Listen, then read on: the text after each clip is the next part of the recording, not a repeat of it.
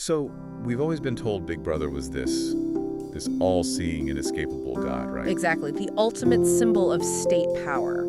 But Sandra Newman's novel, Julia, it throws that all out. It suggests something much more provocative. Oh, yeah. That Big Brother wasn't just some deity of the state. He was, really just a man who needed women to disappear quietly. That perspective shift is everything.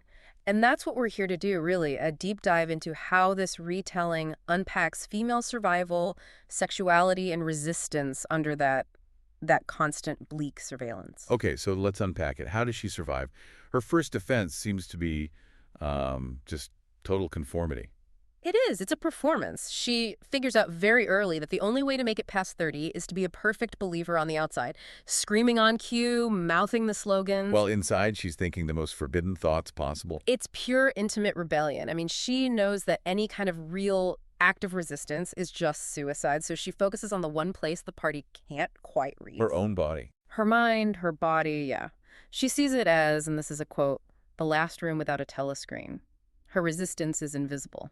It's about who she lets in, who she touches. Which brings us to this really shocking truth the book lays out, that in Oceania, the bravest thing a woman can do is just stay alive. Stay alive and still feel pleasure. That little flicker of joy is the one thing the party, which wants to kill all eroticism, can't really police. But it gets more complicated, doesn't it? Her professional life, her job, she's right inside the machine. She's an engineer of lies. She repairs the machines that rewrite reality. Wait, so she is literally fixing the cogs that wipe people from history. How does she even rationalize that? Well, that's what's so fascinating about her complicity. She sees it all. She knows which names used to be heroes, which enemies were allies last week. She is helping grind lives into ash. And it's this huge cognitive dissonance, right? Yeah. Because the same machine she services also prints those cheap, trashy love stories she uses to escape. The very same one. And she knows they're nonsense. She probably recognizes the formula she worked on with her own hands, and yet she lets herself cry over them. Wow. It gives us this incredible image of her. She was maintaining the engine that erased everyone else and praying it would stall before it reached her name. Okay, here's where it gets really interesting for me. The relationship with Winston. Because for Julia, sex was always a private rebellion. It was easy to hide. But the second she slips Winston that note, it becomes something else. It becomes treason with a heartbeat. It's relational, it's public, and she knows Winston is fatal. Right, and not because of the lust. Yeah. It's because he wants truth. Exactly. Lust is manageable. But seeking truth, it gets you killed faster than anything. She's a total realist about it. She doesn't promise him freedom. She promises to burn with him a little slower. Just to give him someone to hold on the way down. And that doomed love affair, it connects to this much bigger theme of the party's control over women.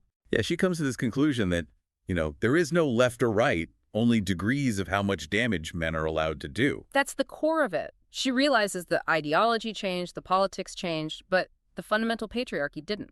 As she puts it, in Oceania, the ideology changed, but the hands on her throat never did.